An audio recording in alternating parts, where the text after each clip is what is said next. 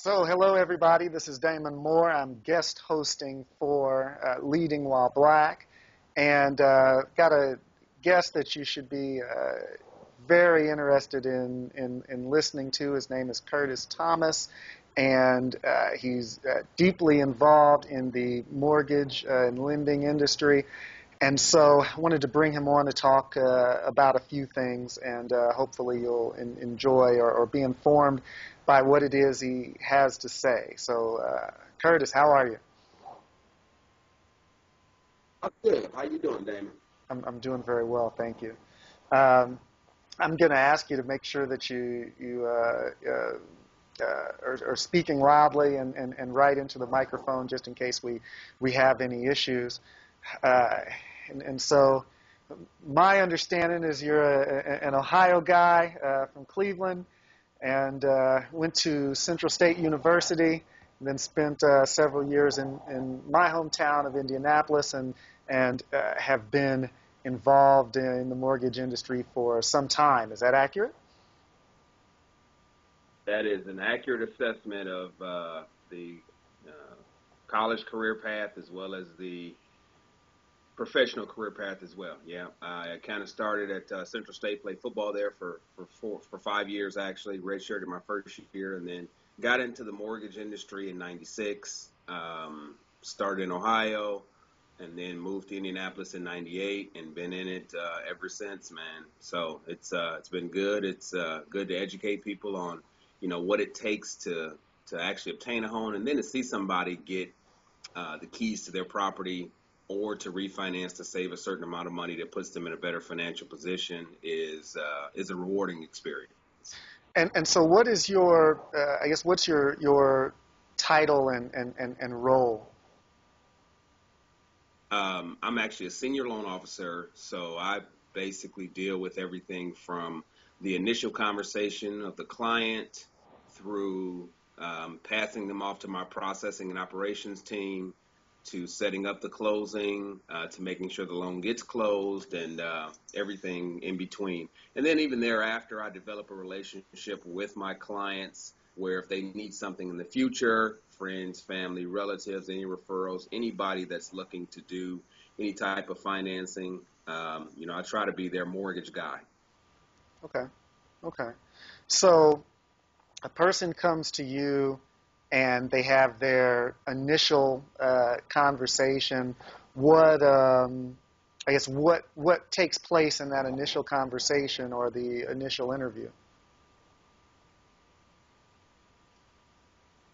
There's three components to obtaining a mortgage. I want to find out about what their credit kind of looks like, because that's number one. That's a big component of being able to get a mortgage. And then it's not just their credit, it's what's on it, what things can be fixed, what things can be improved. If there aren't any, then obviously we just move forward to the next step, which is capacity. What type of income do they have? We kind of talk about that. um, and then from there, if they're refinancing, we're talking about the equity position in the house. How much equity they have available, what do they think their equity position is.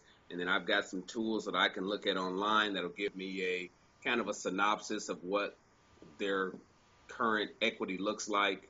And then we'll move on from there. Once I compile those three parts of the equation, then I can kind of look around for them and see, what are the best rates, payments, and terms available for what they're trying to do, whether they're doing a new buy, new build, or whether they are buying an existing home, refinancing, or whether they want a line of credit. Whatever their goals are at the time, we try to really narrow down and hone in on what's important to them in that initial conversation. Okay. So so you search around for others that are providing the I guess the money or the credit that's necessary to acquire the whatever it is that the person's trying to acquire, or does your bank uh, do that? When My you bank does it all. Okay, okay, So we do the finance, we lend the money, When I say look around for them, that means from a product. So if they want a 30-year, 20-year, 15-year, whether it's a VA loan, an FHA loan, a USDA loan, um, I have access to, Congressional Bank's information. And then I also have access to a couple other banks that we have affiliations with, that I can look to see if their rates are slightly better than ours. So I'm better than a broker because I'm a bank who has access to other correspondent lenders that I can deal with as well. So instead of having a broker per se who would have their credit pool and then they're going to the banks, so they got to have two or three or four other credit pools as well. You have one pool with me, and if our bank rates are the best that day, then I'll offer them that. If not, then obviously I can look to see what's the best case scenario for them. It's all about the client. Okay. Okay. And so a person comes to you. What's the ideal credit? What's the ideal credit score, or what credit score is likely to provide the best interest rate? Obviously, the higher the better. It depends on the product. So, for a conventional loan, which is your usually your cookie cutter bank loan, your 5% down or your 20% down, whichever one you're doing, the 20% down on the conventional loan is going to alleviate mortgage insurance. So PMI is something that is an extra, something that the bank charges as kind of a risk factor if you don't have the required 20% down. So the main thing is the higher your credit score, the better. If you're going to be a 740 plus, obviously you're going to get the best rates imaginable. Now, if you don't have a 740, doesn't mean you can't buy a home. It just means you must probably need to go with like an FHA loan. So it just depends on how much money you have to put down, what percentage of your house value that you're looking to lock up, and it depends on specifically what you want to do.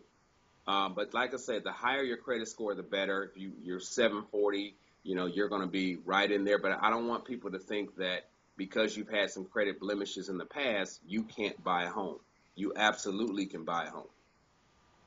So, you've mentioned 740 a few times. Is that the line at which uh,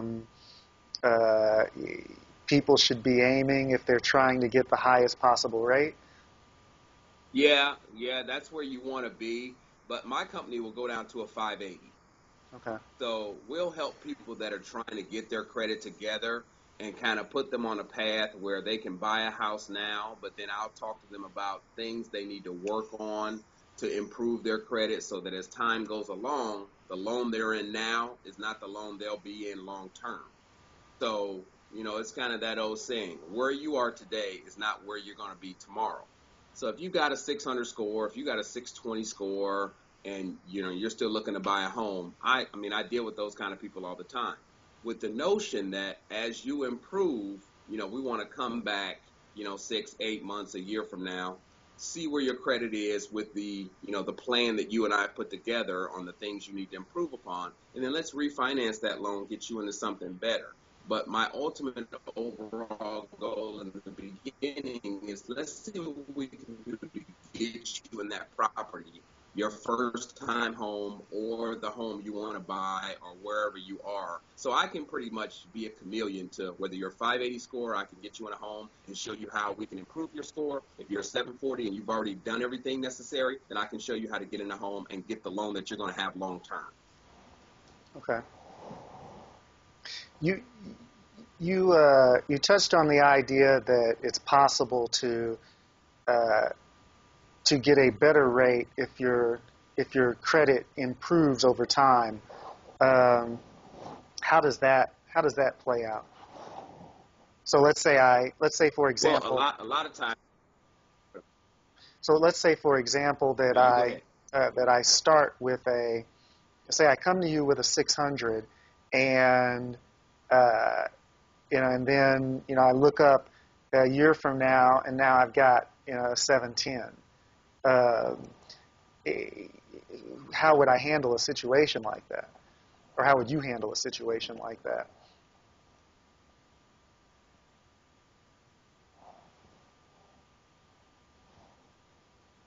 It actually depends on the product. So let's say we started you out in an FHA loan. You were a 600 score. We put you in an FHA, Federal Housing Administration loan. If you go to a 710, FHA has what's called a streamline, where you don't need to do a new appraisal. I don't need any income documentation. All we're basically doing is taking your existing loan, refinancing it, and putting you into a better loan because your credit score has improved. Okay. For the VA, it's the same thing. The VA has the same type of program, both government backed. So all they're doing is no new appraisal, no income. All you're doing is, it's called an interest rate reduction loan, or IRRL. IRRL are the acronyms for it. So all you're doing is taking your balance that you have. You've improved your credit score, so you get access to the better rates without having to go through the entire process all over again for those two. Now, for conventional, we just refinance you, do a new appraisal, do all the normal stuff, and then get you into a better deal because you have improved.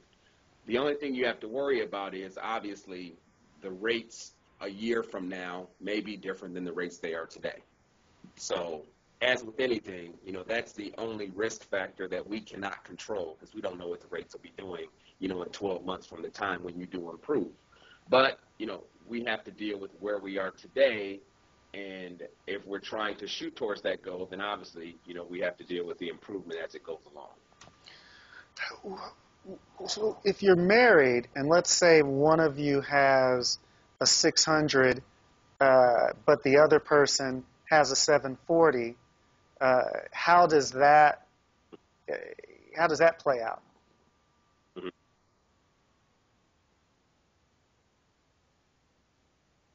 Well, the industry has changed its perception on that. Prior, when I first started in the industry, we would take whatever the higher of the two scores was, and that's what you qualified for. That was 98, 99 area. Since then, we've had some legislation come down, and the banks are now saying, well, now we must look at the lower of the two. So if we're using both incomes, it's the lower of the two. So if you got a 740 and your wife has a 600, if we're utilizing her on the application, then we must use the 600. If we can qualify you on your own, that's going to be the best case financial scenario, because there's a big discrepancy in what your points are on the score. And that can mean anywhere from 0.5% to 1% in the interest rate that you will be charged, because you have less risk associated with your score versus the risk associated with your wife's. So how much difference is it between a person, let's say the interest rate that a person with a 740 would pay versus the interest rate that a person with a 700 would pay?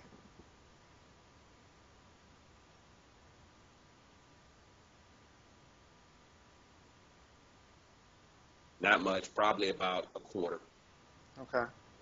Yeah, there's not a big difference between the 700 and 740 score on that. And it depends on the product, too. So like I said, with the VA loan and FHA, they may pay about the same. Conventional loan, you're going to have a slight difference between the two of those, because everything is based on a tiering structure, with conventional more so than the other two. So it really depends on the product more so than just the credit score, because the VA and FHA are going to have less likelihood of a change in the rates when you go to a 700 to a 740 versus conventional. It's a little more strict. It's going to have a little more fluctuation on the rate as it goes with the conventional loan. Okay. And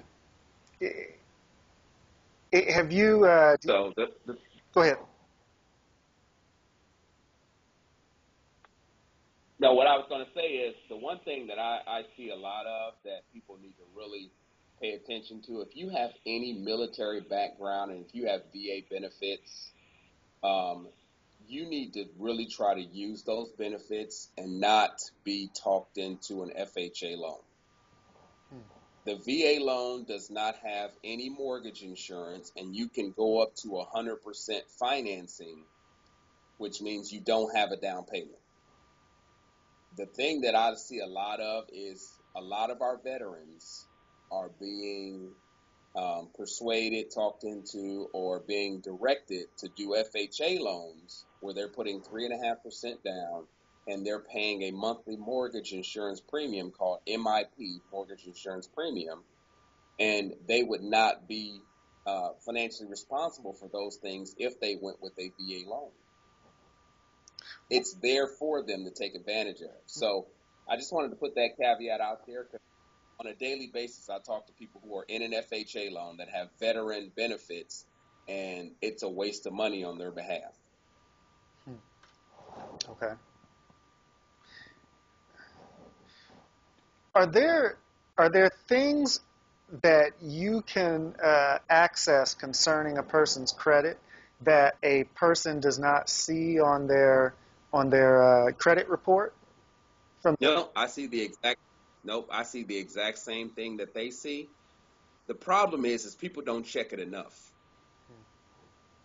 So these little collections, these little medical bills, these, um, cell phone carrier collections, there's different things that pop up on their bureau. And when I talk to them, they have no idea.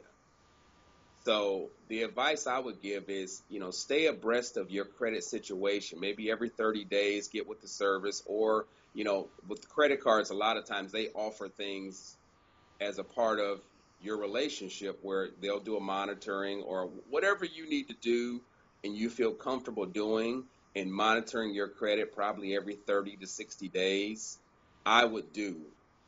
Therefore, if there's something that shows up, you can dispute it immediately. Therefore, it doesn't have a lengthy effect on your credit score. Because if you put a collection on your credit, it's not yours, but they put it on there anyway, your score can drop 40, 50 points. And you don't have any idea because you didn't know that that was on your credit report. Medical collections is another thing. When you go to the doctor, once you're done with the doctor, you need to make sure you stay on top of the medical companies and make sure they get paid from your insurance carrier. Otherwise, they will put that on your credit report right away, and now you've got a medical collection on there that you thought was paid by your insurance. So you just must monitor your credit, you know, repeatedly at all times to make sure that you have the optimum opportunity to have the highest score possible. You said, I want to go back to something that you said earlier. You were saying that a person should check every 30 to 60 days so that they can dispute it immediately. But once it hits, you've still got the drop on the credit, at least for that period of time that you're disputing. Is that accurate? Yeah, you may have the initial, but if it's on there, 6 months, 8 months, a year, now you've got, because it reports every 30 days. So your score is updated every 30 days at a certain amount of time that TransUnion, Equifax, and Experian sets based on their guidelines. So if you've got a collection that shows up and it hits and it drops your score by 15 or 20 points, but you dispute it, get it off right away, then you can get that increase back up over that next couple of months. Versus if it stays on there a lengthy period of time, now you've got month after month after month where it's affecting your score in a negative fashion. That's harder to come back from. Okay. When you're looking at the credit report, are you expecting to see no unpaid collections? No, no. I'm used to seeing at least one or two, so that doesn't stop you from qualifying for a mortgage. I usually just tell people, hey, here's what's on your credit report from an education standpoint. But the collections are not required to be paid off for most of the programs that I have available, as long as they're under $5,000. Okay. Okay. So that is the cutoff for your Fannie Mae Freddie Mac guideline. Okay. Are there any uh, creditors or debts that tend to concern you or your bank more than others? The things you gotta, I mean, obviously your bankruptcies, your foreclosures have certain guidelines attached to them. Um, Late payments on mortgages have, definitely have a negative effect on it. But overall, you look at the entire, body of work. If somebody had a bankruptcy 3 years ago, but they've reestablished credit, then they have no problem getting a mortgage. So it's all about balance and making sure, that you are, trying to pay your bills on a timely manner. And just make sure the credit is as high as it can be. But the number one thing that I would say that people miss a lot of is they don't know what's on there.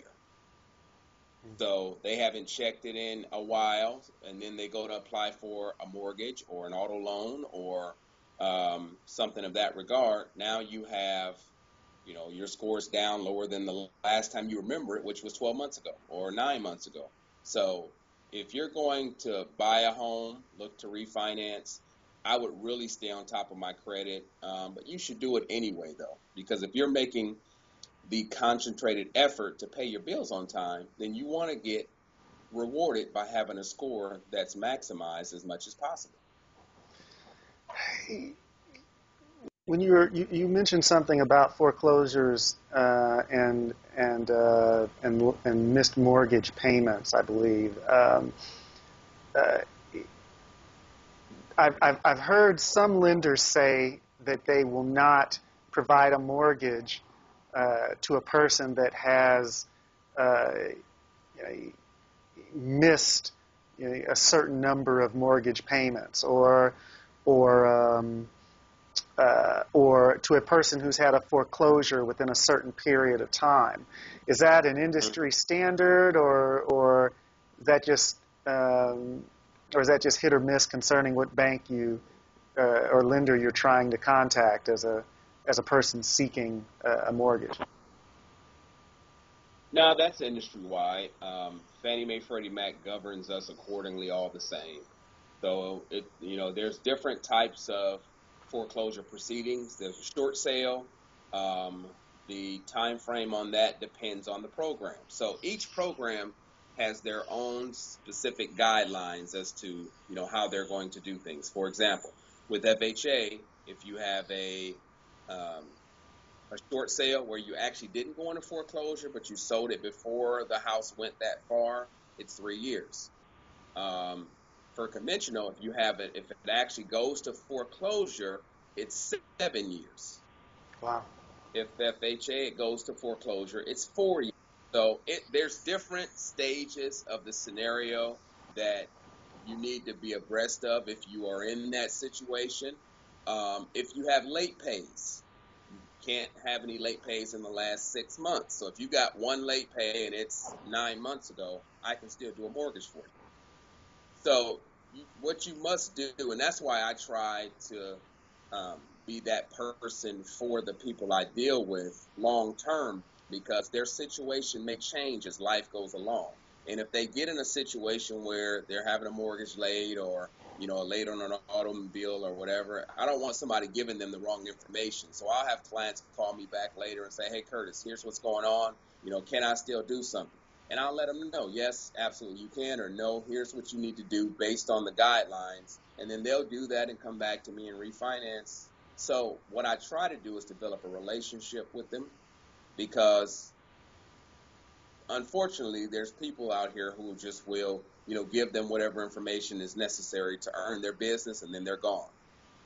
They've made their money and they're gone. I mean, I like to be, somebody more than that, just to be able to communicate with them as the laws change, because this business is ever changing. Um, it's evolving, with different regimes come different laws and different things associated. So we got to stay abreast of it as well, and continue to, educate ourselves on what's going on as these changes occur. Am I better served? I'm interested in having a home. I don't have a home, or I live in an apartment. I'm looking to purchase a home. and one day, I'd like to get into having some passive, or some income from rental properties.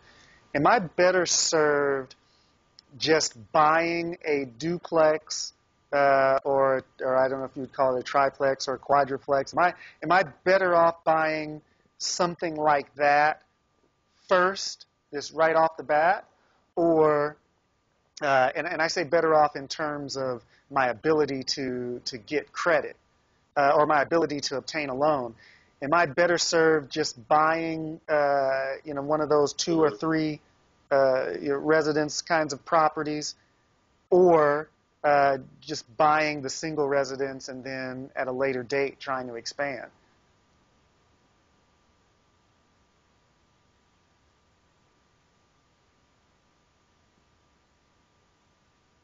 Well, now that's a different entity from my business. So I have quite a few people I've dealt with that are investors. They have their own business plan. They do it their own way. It depends on them specifically. I have some that will buy the two-family house, live in one, charge rent for the other that covers the mortgage. Therefore, they can build up a cash flow. Um, I have another guy that I've helped to buy a few homes that buys the single family homes in a certain area, because they're within his budget, and he knows he can charge a certain amount of rent associated with that area. So I think it's specific to the individual. Um, if it were me, I would probably do something like a duplex, just because I'm getting dual rent, and sometimes the ability to have a renter in there that is long term is kind of the roll of the dice. Um, that's what I would probably do. But like I said, I have clients that I've dealt with on both sides of the equation where they'll buy a two family or a three family or a four family home and make their money that way. Others like to do the multiple single families. So it really depends on their business model and what they're trying to get done. Okay. I'm going to ask you one more question. Uh, is there uh, is there anything, or is there one thing that you think that a person should do today to put themselves, or to put that person in a better position to to get a mortgage a year from now?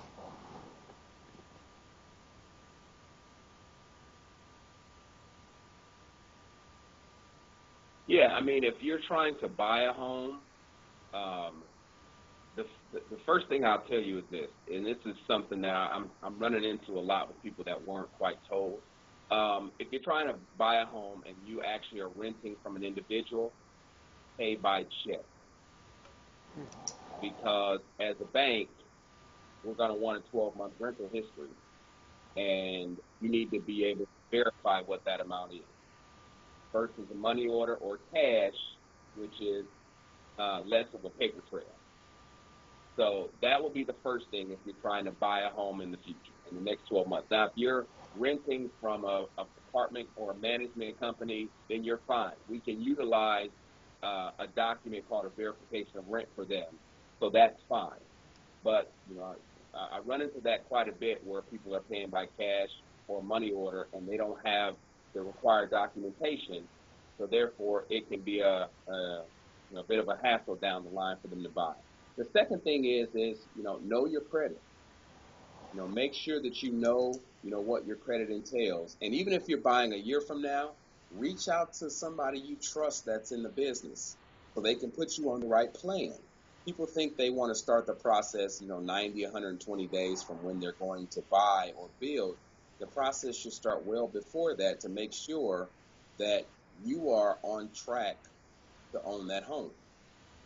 So it should start, 6, 8 months from then, especially if you're a first time home buyer. Now, if you've done this before and you have some internet savvy and you understand what it takes to buy a home, then you may not need to do that. But I have a lot of first time home buyers that I'm educating throughout the process, and they're trying to buy a home now and they can't buy it for 6 months. I should have talked to them 6 months before Okay. so that we could have put a plan together between them and myself on their credit, based on their income, based on what their current situation is, so that we're on the same page and they know, okay, I'll be able to obtain home ownership in 6, 8 months, a year, or whatever their timeline is, and we've done our due diligence.